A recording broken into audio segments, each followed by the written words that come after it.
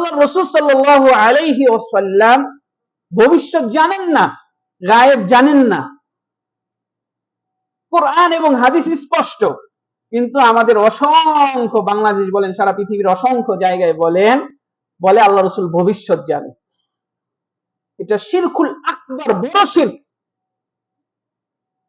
আল্লাহ রাসূল সাল্লাল্লাহু আলাইহি ওয়াসাল্লাম বলতেছেন, আমি যদি ভবিষ্যৎ জানতাম লা আস্তাকসারতু মিনাল খাইর, আমার নিজের জন্য ভালো জিনিসগুলো নিয়ে নিতাম। ওয়া মা মাসানিয়া সু, আমাকে কখনো অকল্যাণ স্পর্শ করতো না। অথচ আল্লাহ রাসূল কত বিপদের মধ্যে, আল্লাহ রাসূল আপনার যুদ্ধের ময়দানে গেছেন, উহুদের ময়দানে দন্দান আপনার মোবারক আপনার ভেঙে গেছে, তাই না? অসংখ্য বিপদ আপদের মধ্যে ছিলেন আল্লাহ রাসূল সাল্লাল্লাহু আলাইহি ওয়াসাল্লাম, তার জীবন।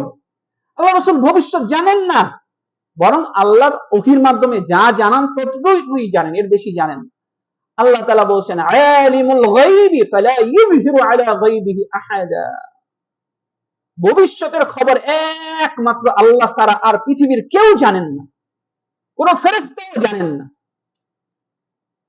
এখন যদি মনে করে কেউ আল্লাহ রাসূল ভবিষ্যৎ জানে, তাহলে শিরকুল আকবার করলো। এই অবস্থায় সে যদি মারা যায়, চিরস্থায়ী জাহান্নামে যাবে, চিরস্থায়ী। তার নামাজ, রোজা, হজ, যাকাত কোনো কিছু কবুল হবে না, কোনো কিছু কবুল হবে না, কারণ তার ঈমানই ঠিক নেই।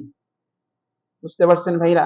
এরপরে আসেন আল্লাহ রসুলকে নূরের তৈরি মনে করা। আল্লাহ রসুলকে মনে করা হয় আল্লাহ নূর থেকে তৈরি করা হয়েছে, আল্লাহ নূর থেকে। শিরকুল আকবার, মানে আল্লাহ নূর থেকে তৈরি করা হয়েছে, মানে আল্লাহর সাথে সম্পৃক্ত করা হয়েছে, তাই না?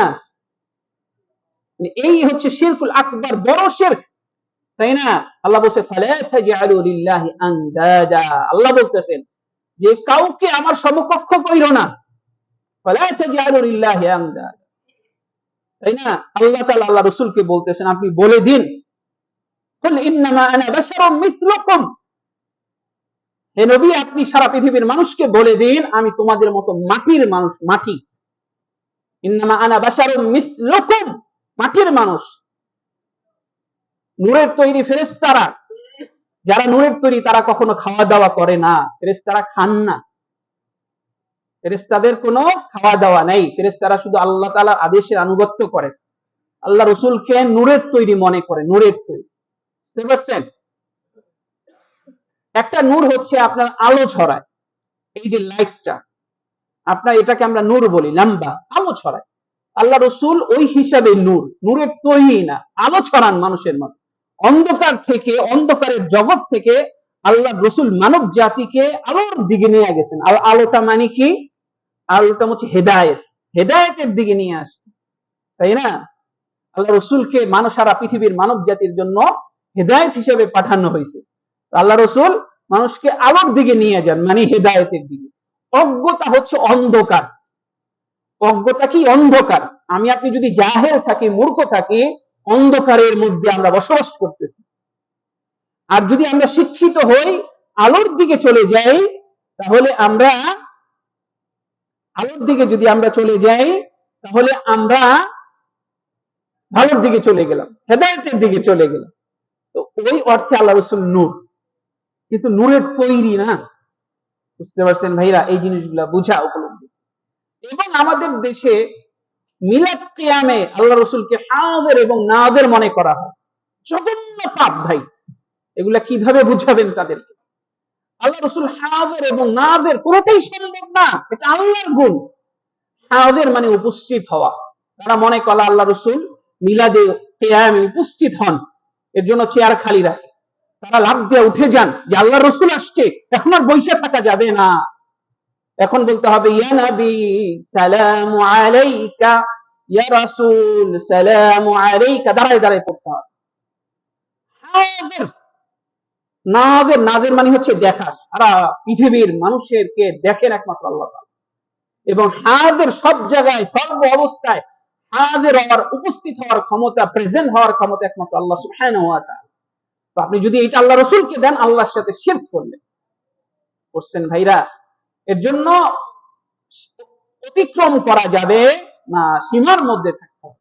সাহাবায়ে কেরাম আল্লাহ রাসূলকে ভালোবাসতেন, সবচেয়ে বেশি ভালোবাসতেন।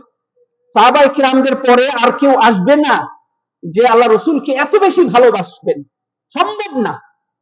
বুঝতে পারছেন? এর জন্য সবচেয়ে বেশি ভালোবাসতেন আল্লাহ রসুল সাল্লাল্লাহু আলাইহি ওয়াসাল্লামকে সাহাবায়ে কেরামরা, আর কেউ করবে।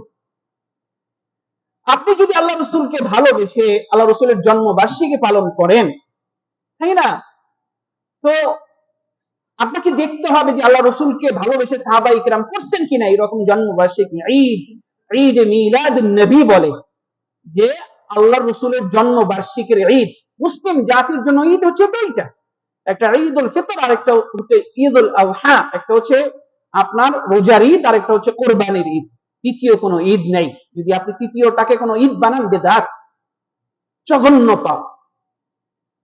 বুঝতে পারছেন? এর জন্য এই কথা বলাটাও পাপ। ঈদ মিলাদুন নবী, আল্লাহ রসুলের জন্মবার্ষিকীর ঈদ, বেদাত এটা ভাই। আল্লাহ রসুল নিজে কখনোই আল্লাহ রসুলের জন্মবার্ষিকী পালন করেন নাই, আপনি কেন করবেন? আল্লাহ রসুল রোজা রাখতেন সোমবারে, আল্লাহ রসুল জন্মগ্রহণ করছেন, আপনিও রোজা রাখেন ভালোবেসে। আল্লাহ রসুল যেটা করছে ওইটা করেন, আল্লাহ রসুলের অনুসরণ করেন। আল্লাহ রসুল প্রত্যেক দিন কি কাজ করেছেন, তাই না? আল্লাহ রসুলের জীবন তো, আল্লাহ রসুলের চরিত্র হচ্ছে কোরআন। আয়েশা রাদিয়াল্লাহু তাআলা আনহাকে জিজ্ঞাসা করা হয়েছে আল্লাহ রসুলের জীবনী কোনটা, আল্লাহ রসুল জীবনী কোনটা? আয়েশা রাদিয়াল্লাহু তাআলা আনহা বললেন কোরআন। কোরআন হচ্ছে আল্লাহ রসুলের, কোরআন অনুযায়ী আল্লাহ রসুল চলছেন। তুমি যদি আল্লাহ রসুলকে অনুসরণ করতে চাও তাহলে কোরআন পড়ো, কোরআন বুঝো, সেই অনুযায়ী চলো। আপনি তো কোরআনও পড়তে পারেন না, কোরআনও বুঝেন না, তাহলে কিভাবে আল্লাহ রসুলের অনুসরণ করবেন? ভাইরা আমার, সাহাবায়ে কেরাম, সাহাবী, তাবিঈ, তাবিঈ তাবিঈ, ওনারা কখনোই আল্লাহ রসুলের জন্মবার্ষিকী পালন করেন নাই। তাহলে আপনি তাদের, সাহাবায়ে কেরাম থেকে আল্লাহ রসুলকে বেশি ভালোবাসেন।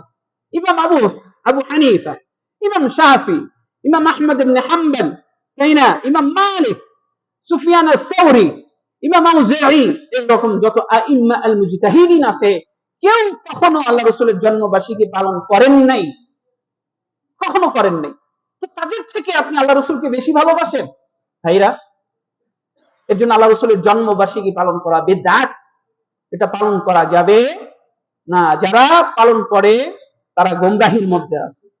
চতুর্থ হিজরিতে শিয়ারা আল্লাহ রসুলের এই জন্মবার্ষিকী ফাতিমি, দৌলাল ফাতিমিয়া, সর্বপ্রথম আল্লাহ রসুলের জন্মবার্ষিকী তারা পালন করে। দৌলা ফাতিমিয়া, শিয়া, এরা ছিল শিয়া। বুঝতে পারছেন? তো আমাদের দেশে শিয়াদের প্রভাব আছে, সারা পৃথিবীতেই শিয়াদের প্রভাব আছে, আর আমাদের দেশে খুব ভালোভাবেই আছে। আমাদের দেশে দেখবেন সৌদি আরবকে যতটুকু না ভালোবাসে, বেশি ভালোবাসে ইরান। বুঝতে পারছেন ভাইরা? এর জন্য বিষয়টা বুঝতে হবে আপনাকে। অনেক কালচার, শিয়াদের অনেক কালচার আমাদের দেশে আছে।